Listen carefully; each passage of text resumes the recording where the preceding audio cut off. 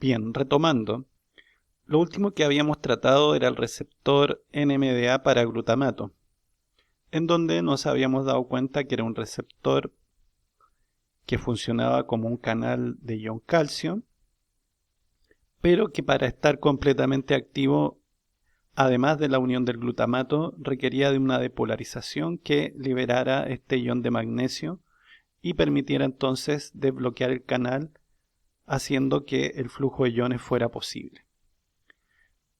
Entonces, este receptor se ha visto implicado en la potenciación a largo plazo. La potenciación a largo plazo se refiere a un fenómeno en donde una sinapsis entre dos o más neuronas se ve intensificada como consecuencia de una estimulación eléctrica de alta frecuencia. Este fenómeno es la base de la plasticidad sináptica. Y la plasticidad sináptica tiene que ver con esta capacidad en la corteza cerebral de establecer nuevas conexiones. Y a su vez, la eficacia sináptica es el proceso fisiológico que sustenta al aprendizaje y la memoria. Y esto tiene sentido ya que una de las primeras estructuras en que se estudió este fenómeno fue el hipocampo, que es una estructura que está claramente relacionada con fenómenos de memoria y aprendizaje.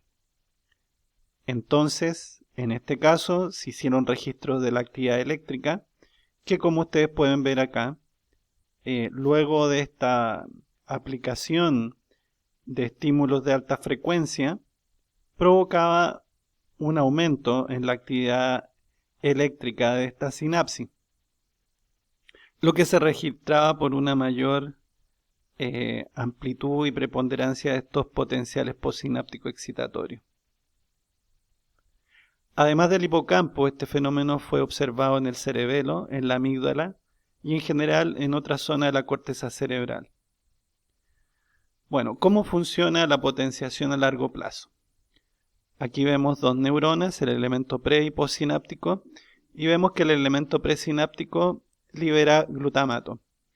Vemos por su parte que en el elemento postsináptico hay dos clases de receptores para glutamato, los receptores NMDA y los receptores AMPA, kainato o simplemente receptores no NMDA. Como ustedes pueden ver, en ambos casos la liberación del glutamato implica que cuando la concentración es la adecuada, ésta se va a unir a sus respectivos receptores. Entonces se une al receptor NMDA y se une también al receptor no NMDA, en este caso el receptor AMPA. Sin embargo, si observamos en el caso del receptor NMDA, no hay flujo de iones por el receptor NMDA, ya que el interior del canal, como ya hemos señalado, está bloqueado por un ion de magnesio. Pero en el caso del receptor no NMDA, en este caso el receptor AMPA, de ahora en adelante simplemente, la unión del glutamato permite la apertura a un canal de sodio. Entonces el sodio se mueve a favor de su gradiente electroquímico, produciendo una depolarización local, o sea, un PPSE. Luego, esta depolarización local es la que va a permitir que sea expulsado este ion de magnesio desde el interior del receptor NMDA. Y de esa forma ahora recién es posible el flujo de ion calcio a través del receptor NMDA. La entrada de calcio a través de este receptor NMDA se va a relacionar con varios procesos. Entre ellos, recordemos que el aumento de calcio intracelular va a favorecer la liberación de neurotransmisores, en este caso en la célula postsináptica. Pero lo más importante para entender la potenciación a largo plazo va a ser el hecho de que el calcio va a activar un montón de vías de transducción de señal que nos van a conducir a la potenciación a largo plazo. Entonces, si seguimos este esquema, lo que va a ocurrir es que este calcio, por un lado, me puede activar a proteínquinasas de tipo C y por otro lado se puede unir a la calmodulina. Al unirse a la calmodulina, esta puede activar a su vez a quinasas del tipo 2 dependientes de complejos calcio-calmodulina.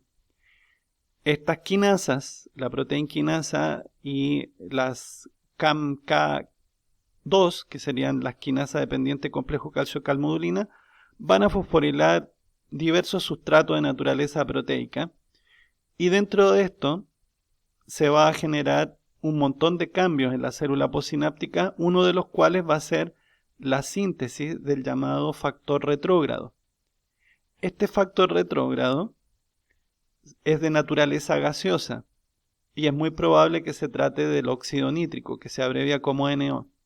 Ese óxido nítrico va a actuar sobre el elemento presináptico, modificándolo y aumentando la cantidad de vesículas sinápticas en el elemento presináptico. Otro aspecto, que es el que nos va a permitir entender aún mejor la mantención de esta potenciación a largo plazo, es que el calcio, como ya hemos dicho, activaba a las proteínas quinasa C y a las quinasas dependiente complejo calcio-calmodulina, y producto de estas fosforilaciones también va a aumentar la inserción de receptores NMDA en la membrana de la célula postsináptica. Al tener un mayor número de receptores NMDA o una mayor densidad de receptores NMDA, la célula postsináptica va a ser mucho más sensible al glutamato. Recordemos que la importancia de estos receptores NMDA, la importancia de estos receptores AMPA es justamente generar la depolarización que permitirá la activación completa del receptor NMDA.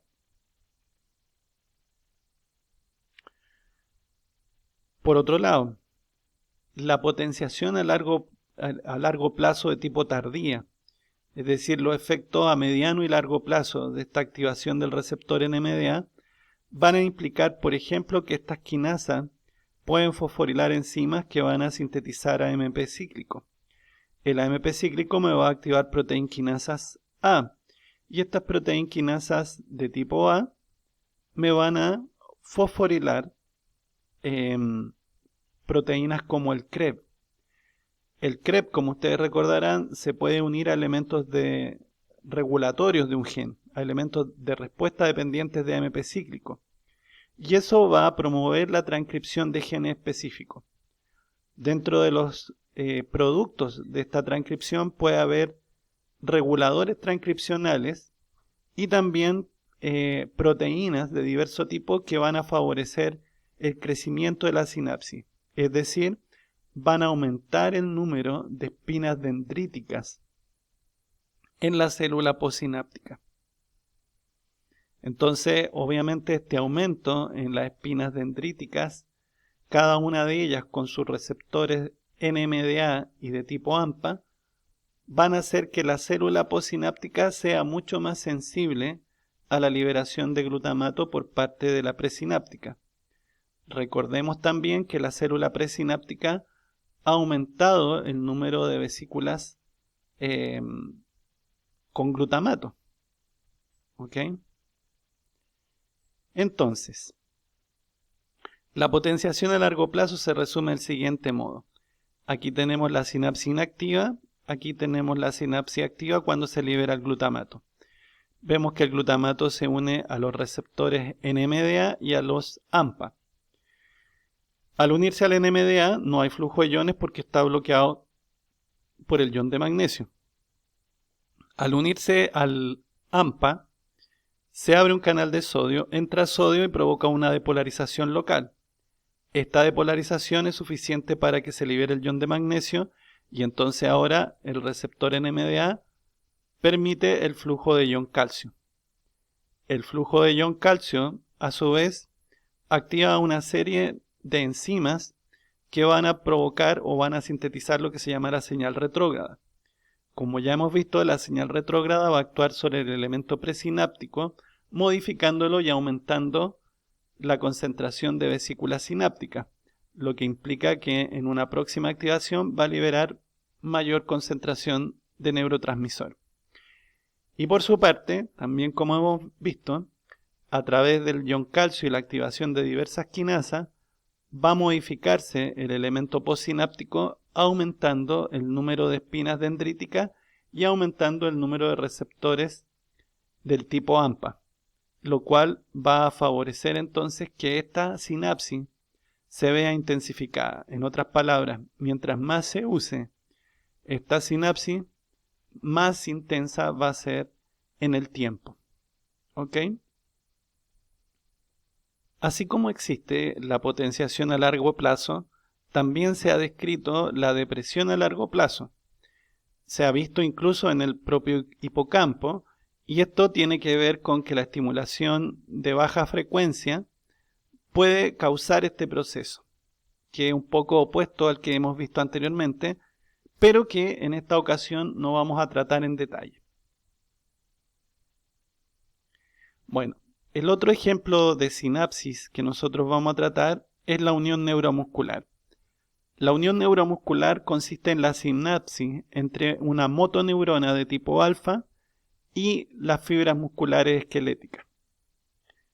Las fibras musculares esqueléticas aparecen representadas acá de color rojo y la terminación sináptica, ¿no es cierto? Las terminaciones sinápticas de la motoneurona aparecen acá de color gris. Aquí estaría el espacio sináptico y podemos darnos cuenta de lo siguiente. La zona de contacto entre la motoneurona y la fibra muscular esquelética presenta algunas modificaciones.